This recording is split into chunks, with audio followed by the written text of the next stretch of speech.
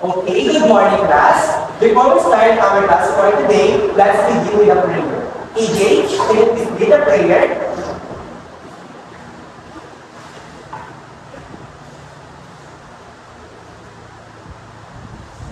My fellow classmates, please stand. The name of the Father, the Son, and the Holy Spirit. Dear God, thank you for the blessings that you have given us. Please let us make these lives today. The Father, the Son, and the Holy Spirit. Okay, class, before you sit down, again, good morning. Good morning, teacher. Okay, before you again sit down, kindly arrange your chair properly and pick up the matters after you. Okay, do we have any classes today? Very good. How about assignment? Did I give any assignments? Alright. Since that we don't have any assignments, let's proceed to our grade. Who still remember what is division? Yes, EJ. Division is dividing a number. Very good. To give you more idea, division is the process of breaking a number up into equal parts and apart finding out how many parts can be made. So I have prepared an activity. Are you ready for our activity? Yes. Okay. So basically, what we're going to do is just to fill out the empty space here.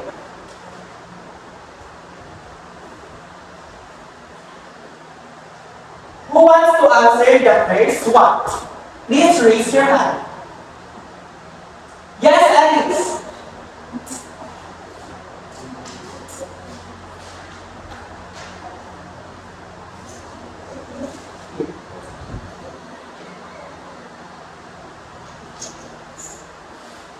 How about the second one? Who wants to answer? Yes, Athena.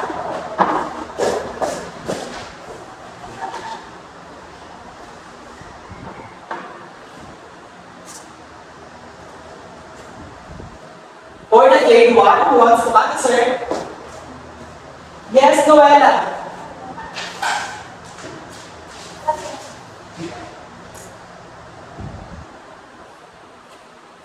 And for the last one, who wants to answer? Yes, Cedric.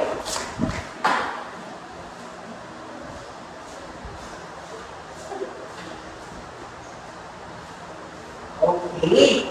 Now that you already filled out the empty spaces, now let's check if all of your answers are correct. If 56 divided by 8 is equal to 7 class? Yes. Okay, very good. How about 7 divided by 7 is equal to? 1. Okay. And for the third one, 56 divided by 40 is equal to? 4. Okay, very good. And 4 divided by 4 is equal to? Very good. Now, to test you more, I prepared again another activity. But this time, I prepared a test paper. Of course, what we are going to do is just the answer, the test paper, and afterwards, we are going to check it. Is that clear, class? Yes. Okay. So I will just give you 5 minutes to finish this test paper. So get one and pass it.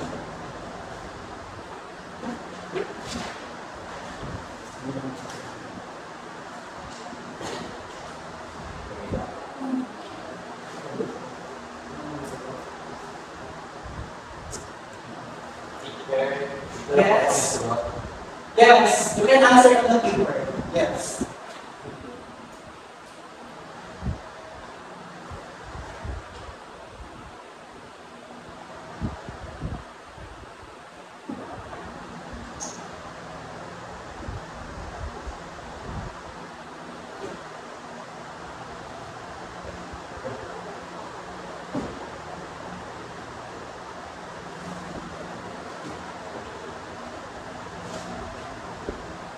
Are you done, class?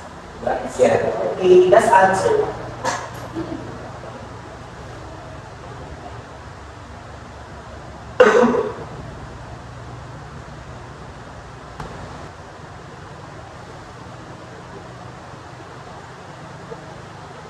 Are you done, class?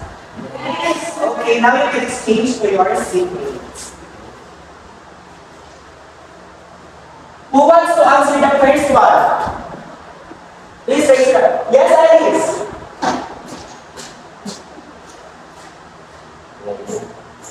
For the second one, yes, Cedric.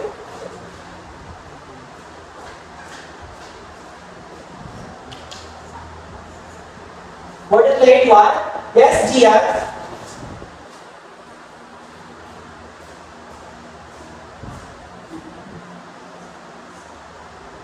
For the fourth one, who wants to answer? Yes, Joel.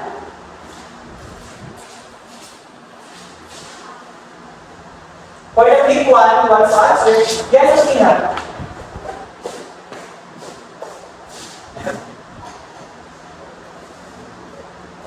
For number 6, who wants to answer? Yes, EJ.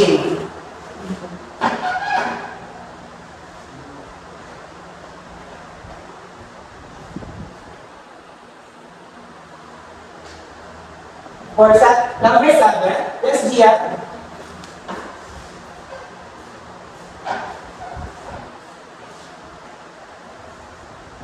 How about for number 8? Yes, Alice.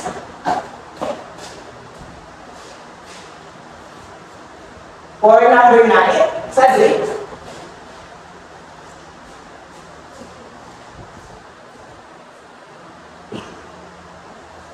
And for the last number, who wants to answer? Yes, Alexander.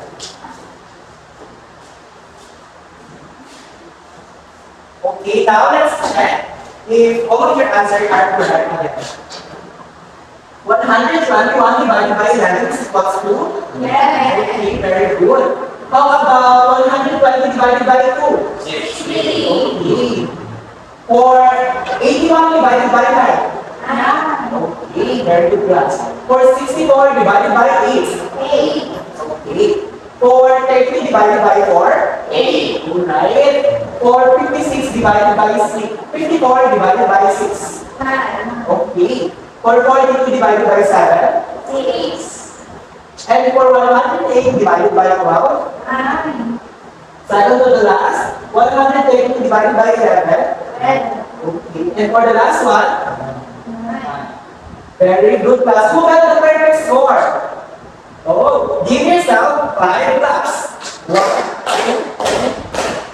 3. Alright. Now again, division is the process of breaking a number up into equal parts. Always remember that class, huh? But since you got the perfect score, I need to really learn about our previous topic. Now, we are going to proceed to more elaborate of division. And that is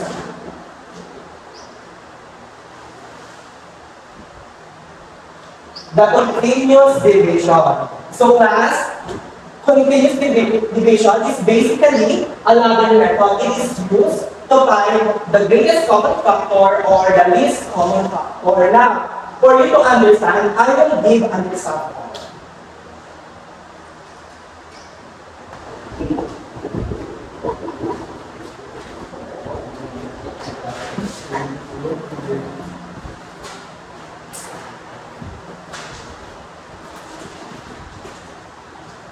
So this is the example class. For example, is the continuous division.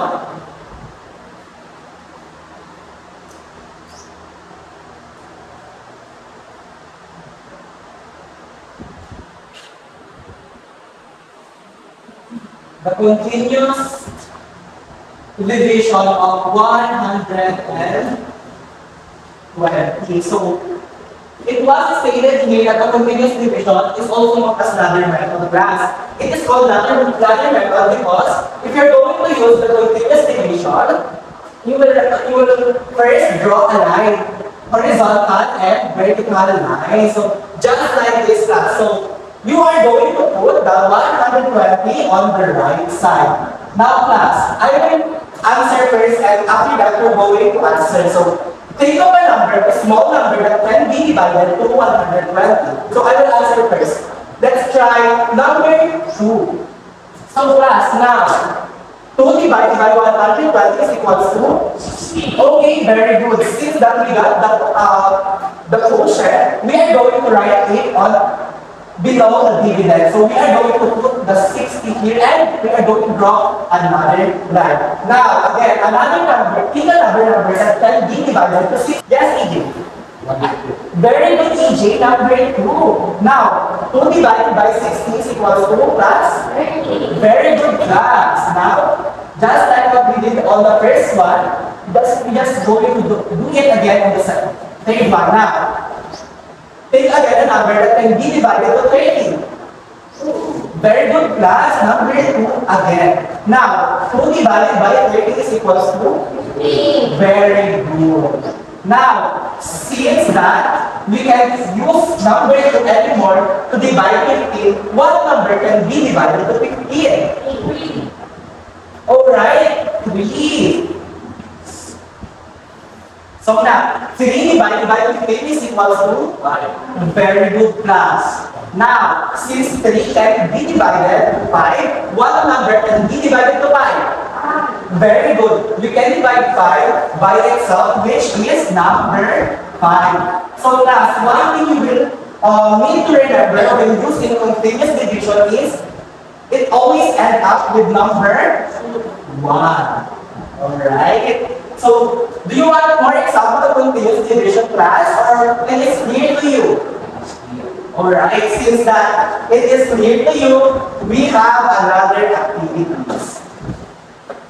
So, here I prepared a number, and of course, what we are going to do is answer it using the continuous division. So, this is number 1.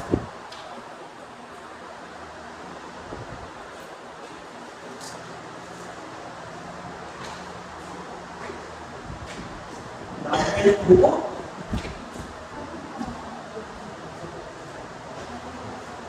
And number 3. You can answer, class, on your paper. I will give you 10 minutes to answer these numbers. Okay, you may start, class.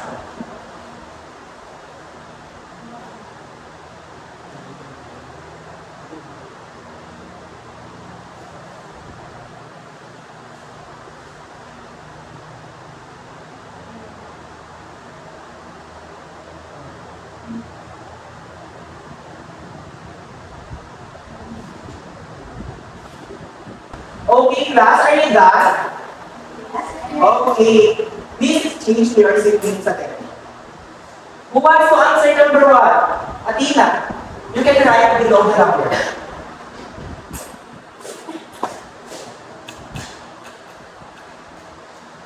How about number 2? Who wants to answer? Yes, Alice. And for number 3? Yes, Noel.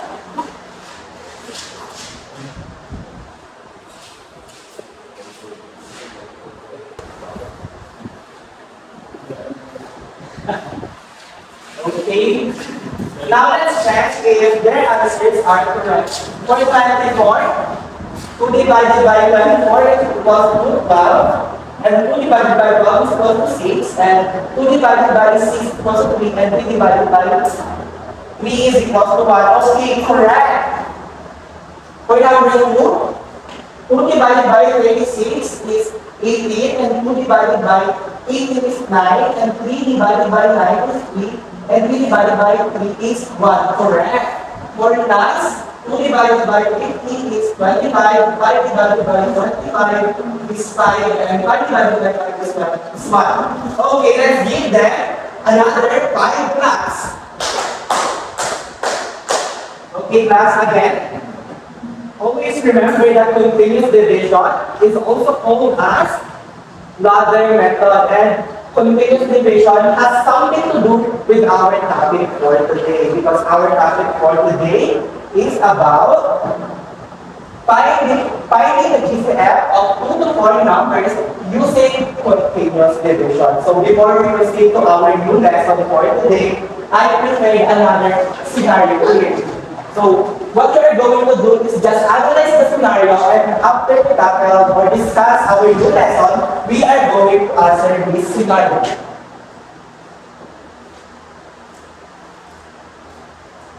Okay, let's all read the scenario, class. Mary and her friends were assigned to decorate their classroom. There were 3 pieces of ribbon measuring 16 centimeters, 24 centimeters, and 40 centimeters. unexpectedly. And every government partner using things of the same length. What is the largest possible length of each? Okay, so if you were married, how are you going to do it? So just analyze the scenario because we're going to answer it later on. Now, class, we are going to proceed to our new topic, which again, the finding the GCF of 2 to 4 numbers using continuous division. So class, basically in mathematics, we have the term called factor. So factor is a number that multiplied into a number to get the desired number. And if we get the desired number, it also called as the factor. So if we are going to discuss, here we are going to discuss what is GCF or the greatest common factor and how to get the greatest common factor class.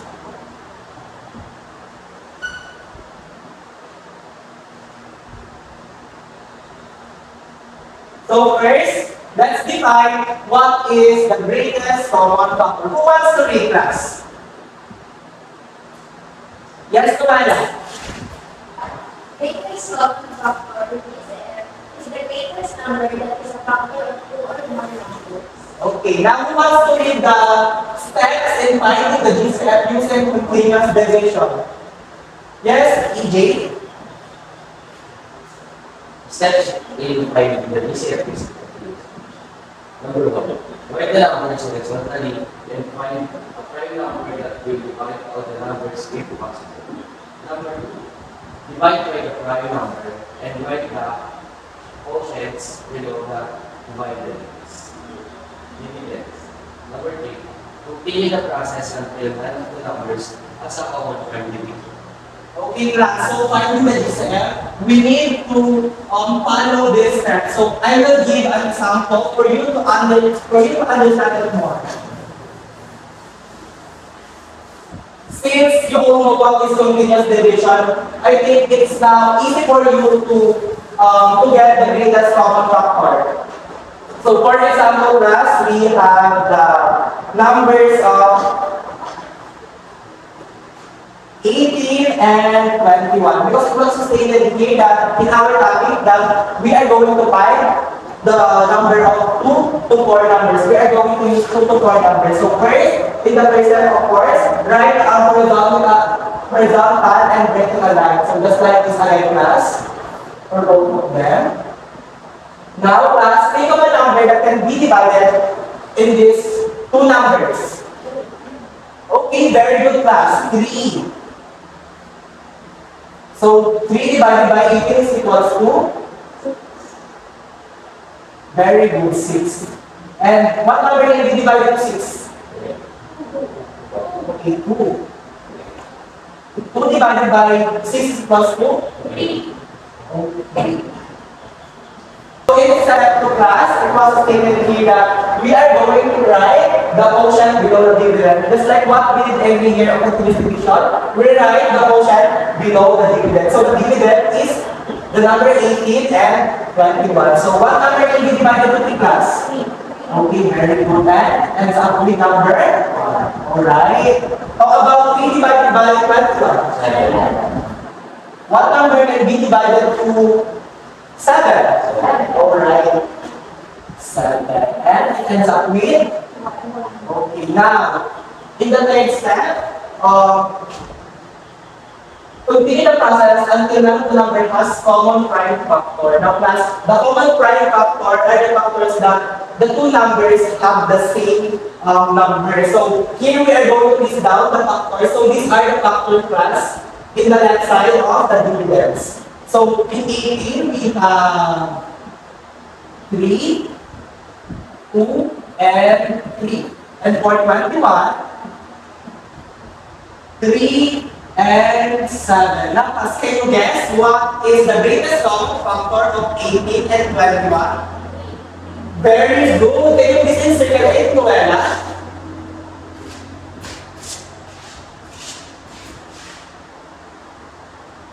Alright, very good, Noella. The greatest common factor of 18 and 21 is number 3. Now, another example. This time we are going to use three numbers.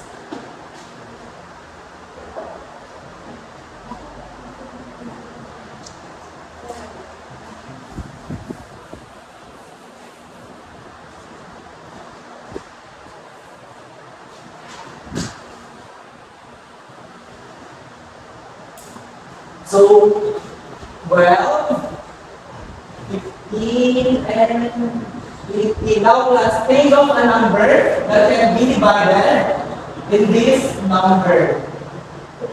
Alright, very good.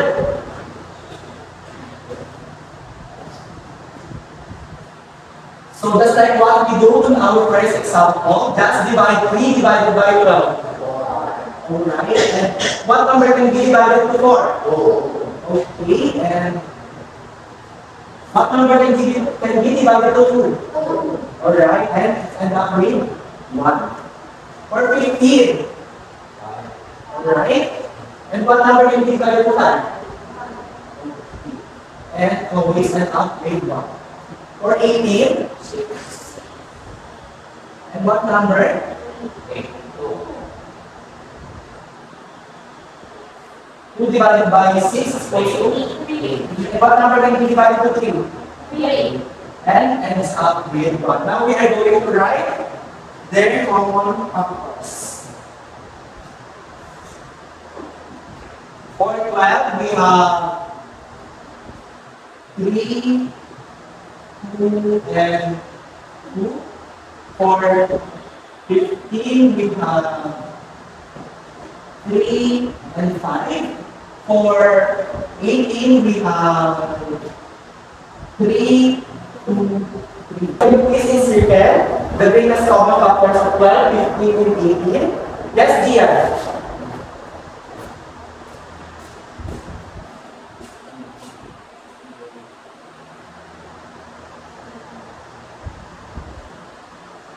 Alright. Since that 12 got the common factor of 8 and 15 got the common factor of 3 again, and for 18, this common factor of 3, the greatest common factor of 12, 15, 18 is number 3. Very good plan. We have another activity. So, answer this on your paper.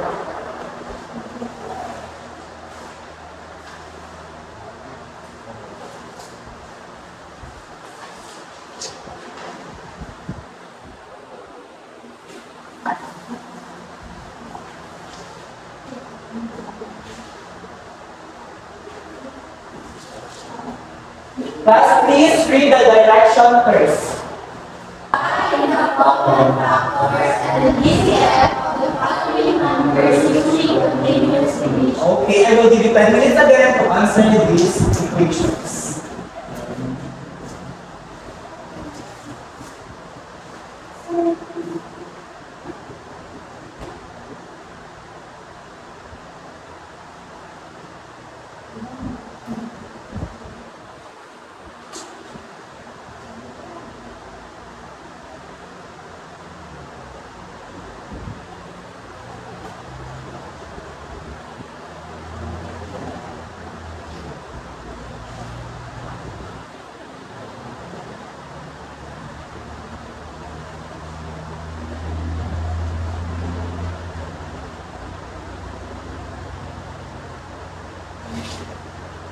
Okay, class, are you done? Yes. Okay, since you are done, let's keep it with your paper with you because later on, we have another activity and you're just going to pass your paper and I'm the one who's going to check it. Okay, class. Now, class, to give you more idea or knowledge about PCF, we have the 3 methods. So first, we have, of course, the continuous division. So there are 2 more methods that can be used. So first, we have the GCF by listing factors. Who wants to read? Yes, Adri. In this method, factors put the numbers in this. Then it becomes easy to check for the common factors by making the common factors we can choose the greatest one amongst all of them. Now, who wants to read the solution? Athena. Step 1. This of the factors of each number. Mark all the common factors. Okay, so I will give an example.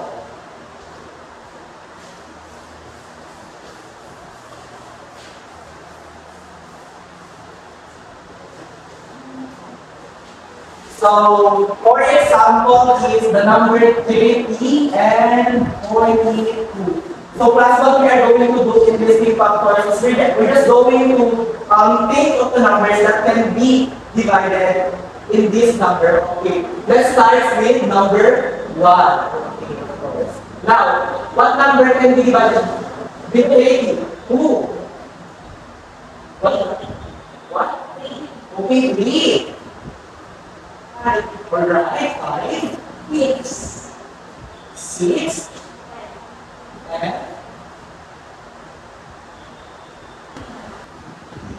and we were last 20. Number 42. Okay. Okay. 8, 7, 8. Very good.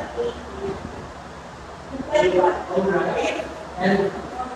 And last, now last, it is easier to identify the greatest common factors of 30 and 40 using these three factors, because by finding out their factors, we can easily identify what is the common factor of 30 and 42. In someone cases, you care what is the common factor of 30 and 42. The greatest common factor class. Athena.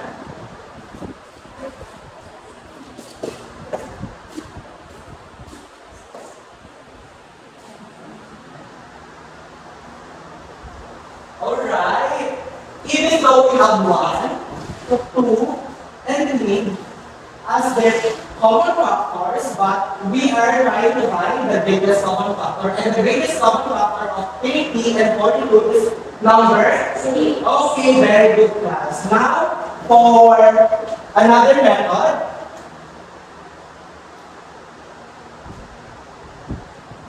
we have the prime factorization. Who wants to read? Yes, Gia. Prime factorization is a way of expressing a number as a product of its prime factor, starting with the smallest prime factor of that number. Who wants to read the solution? Yes, Alice.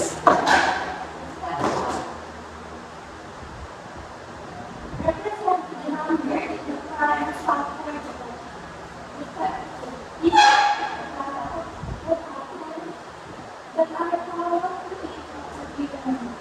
Okay, so here, just like what we did on continuous division, we are going to use the ladder method here. So, for example, number is 60 and 90. So, class, what number can be divided by 60? 2, Alright, very good. 2 divided by 6 is equals to? 30, Okay. What number can be divided by 30? 3, Alright, 3. 3 divided by 30 is equals to? 10, Okay, very good class. And what number can be divided to 10? 5, Okay. 5 divided by 10 is? 2, Okay. And what number can be divided to 2? 2, And we end up with? 1, Now for number 90. What number can be divided to 90? 2, Okay. 2 divided by 90 is equals to? 45, Alright. What number can be divided to 45? 9, Okay, let's use number 3. 3 divided by 45 is equals to 15. And what number can be divided to 15? 5, 5. And what number can be divided? 5 divided by 15 is equals to 8. And what number can be divided to 3? 3, And we end up with 1. Now we are going to list the factors of numbers 60 and 96. So for 60, we have the 2, 3, 5 and 2. And for 90, we have 2, 3, 5, and 3. So in final factorization class, we are going to use all the common factors just like here, the 2, the 3, and the 5. So what we are going to do class is just multiply the numbers that the two numbers are the same. So 2 times 3 times 5. So 2 times 3 is and 6 times 5. Alright. And when we get the greatest common factor of 60 and 90 using prime factorization. Do you get it, class? Yes, sir. Alright, very good. Since that you get it, we have another. So just answer this on your papers.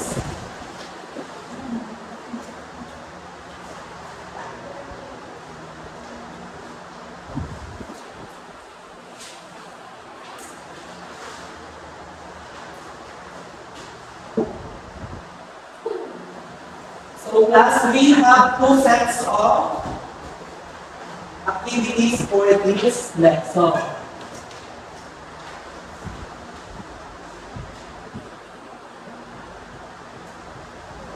So for the first one, what we're going to do is just copy the table on your notebook and using continuous division, just fill in the correct information on each blank. So you are just going to find the GCF of the given equation using continuous division. And for this one, for the second activity, what we're going to do is to write true in the statement given is true and false in the statement given is false. Now, class, I will give you 15 minutes to answer that. You can start now.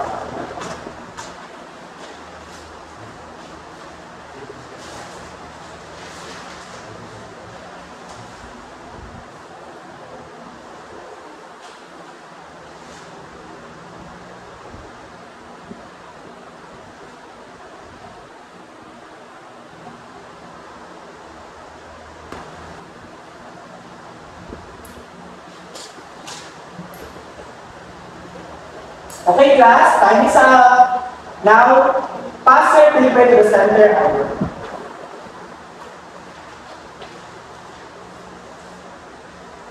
And then pass it forward.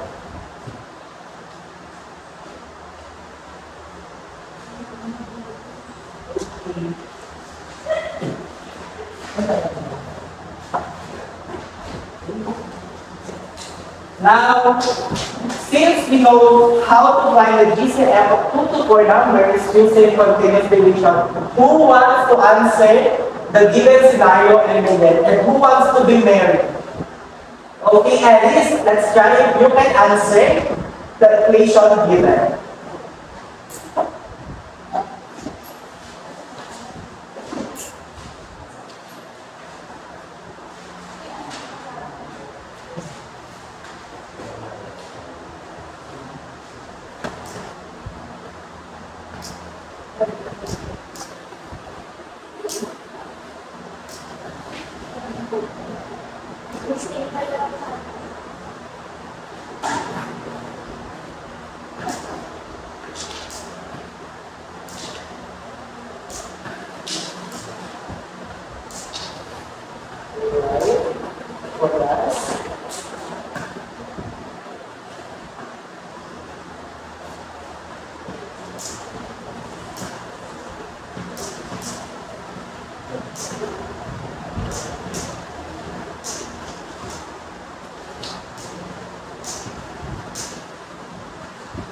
Now let's go.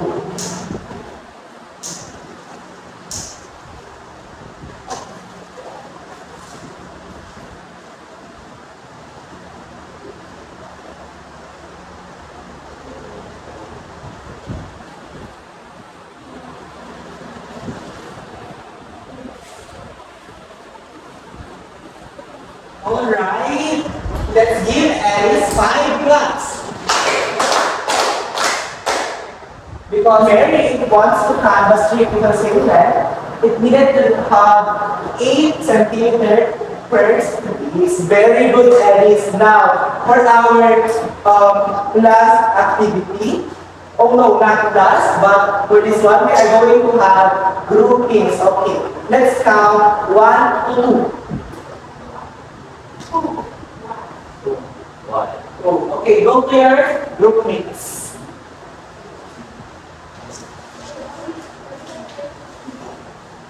Your group mates, what? This is for 1 and this is for 2.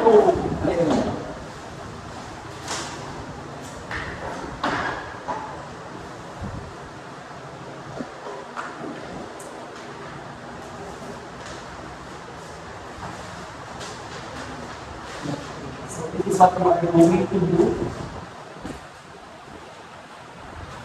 Who are your group 1? Okay, this is for group 1.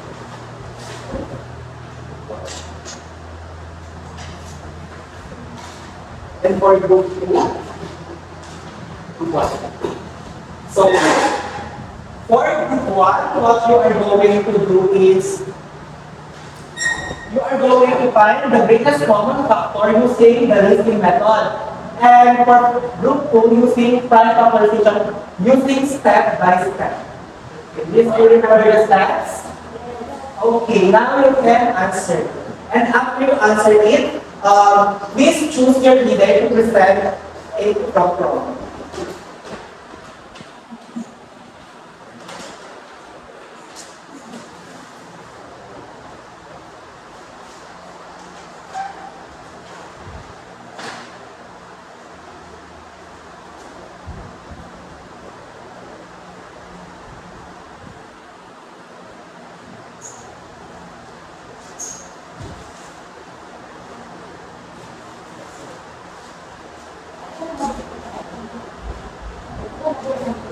Yes, for prime factorization, you're going to use this kind of formulas. And for this method, this is what you are going to do. It is clear till now, class.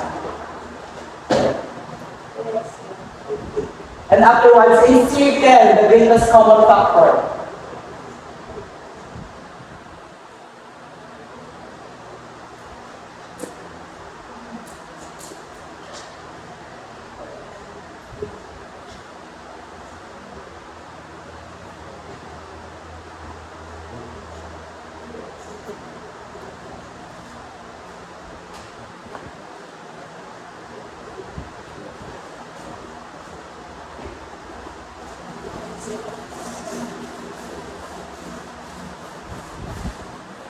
Just clap your hands if you are that answering books.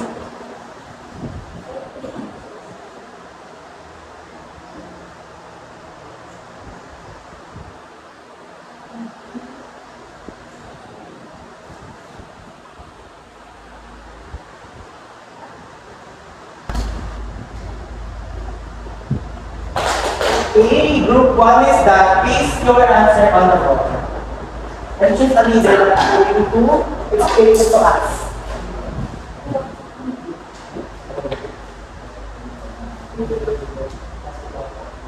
Let's wait for the group leaders.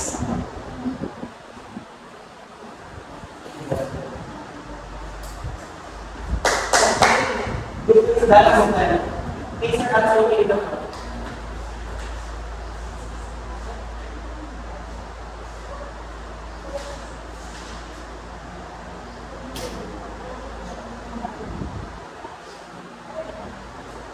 Okay. Who will present the work of group 1? Okay, Noella. Morning everyone, we are the group 1. We use 16 methods. So the factor of 48 is 1, 2, 3, 4, 24, 48. And the factor of 16 is 1, 2, 3, 4, 12, 15, 23, 13, 16. The BCF of the two numbers is 12. Okay, very good, group 1. Let's give group 1 5 claps. For group 2, who will present? Okay, that's 8. Good morning, everyone. This is group prime factorization. 2 divided 18, 9. 3 divided 9, 3. And 3 divided 3 is 1. 27. 3 divided 27 equals 9. 3 divided 9 equals 3. And 3 divided 2 equals 1. The factors of 18, 2, 3, 3. The factors of 27, 2, 3, 3. Like 3, 3, 3. The greatest common factor is 9. Very good group as well. Let's give group 5 class as well. Now class, please prepare another paper for our last activity. So this activity will better if you really understood our lesson for the day. So please bring out a piece of paper. So class, are you ready for our class activity? Yes, sir. Okay. So for our last activity,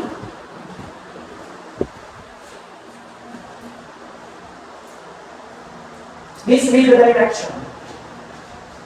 Find the missing number in each pair of the given DCF.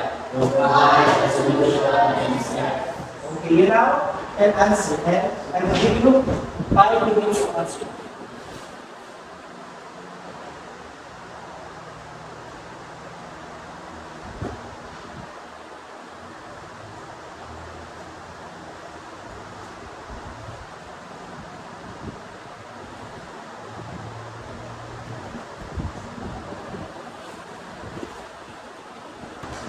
Are you done, class?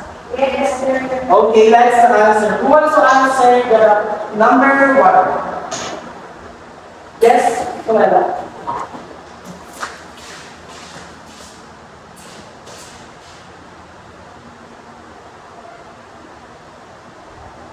Or number 2, who wants to answer? Yes, EJ.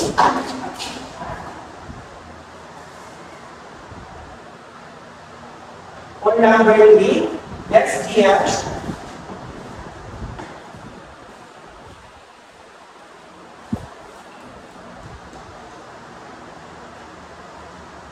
Or number 4, yes, Andy.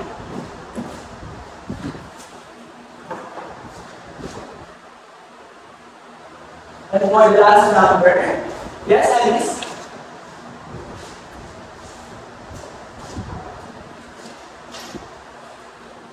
Okay, now let's check. So 6 and 24 has the GCF of 6 plus. Okay, very good. Check. For number 2, how about 3 and 18? Did they have the greatest common number of 3? Yes. Alright.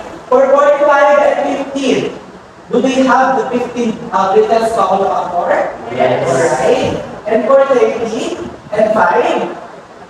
Yes. Okay, and for last number, 12, the correct answer. Yes. Alright, very good class. Give yourself another 5. We got the perfect score.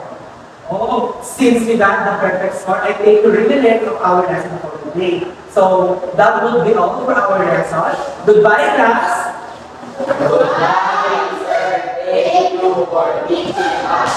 Okay.